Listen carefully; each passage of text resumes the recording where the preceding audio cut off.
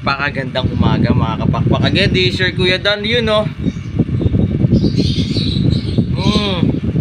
Napakasarap talaga magkape tapos naririnig mo yung mga ng mga ibon. Again, happy Friday, happy blessed Friday sa inyo lahat. For sure, iba.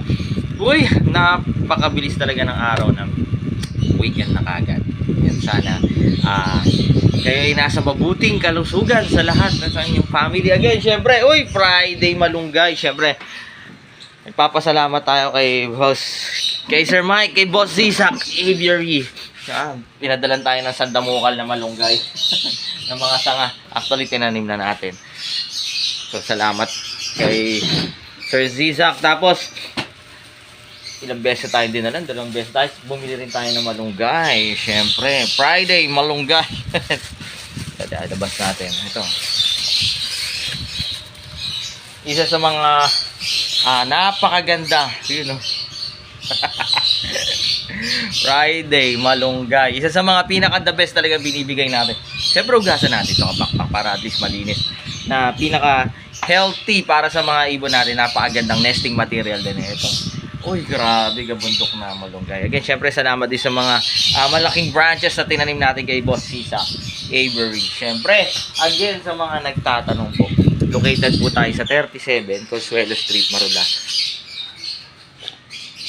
Valenzuela City, Kapakpak. Pwede kayong dumapo rito from Monday to Saturday, 8 AM hanggang 8 PM ng gabi para makapagkwentuhan tayo, Kapakpak. Ano? Tapos request na mga Kapakpak, baka mayroon kayong malunggay dyan, pengin naman. Mahal ang malunggay, kung may puno kayo malunggay, pengin naman Kapakpak. Mahal ang malunggay ngayon. So again, syempre Kapakpak, share ko lang yung isa sa mga target ko ng plan simulan this 20 hanggang 2030 na lahat. Every household dito sa Metro Manila, Luzon, Visayas, Mindanao, merong at least kahit isang pares na inaalagaan ng ibon. Para at least, Kapakpak, grabe, try nyo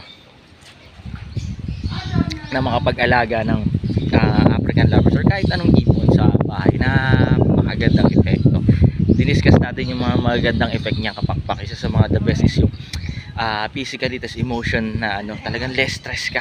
Every morning nagkakape ka, sabay mo, tas every hapon mga bandang 4-5 yung huni ng ibon, tapos yung mga ganitong tahimik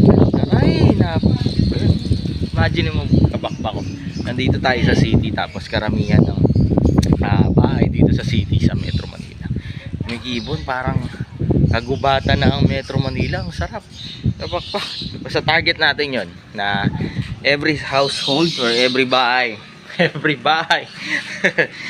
target natin yan, pag-pray natin yan na Luzon, Visayas, Mindanao, buong sangkabahayan dito sa Pilipinas nag-aalaga ng ibon. Ayun, Kapakpak, pag may malunggay kayo, pingin naman. Para sa mga ibon natin. Again, this is your Kuya Dan, Kapakpak. Sana pag-pray natin yan kasi lagi nyo tatandaan, mas masaya ang buhay pag may ibon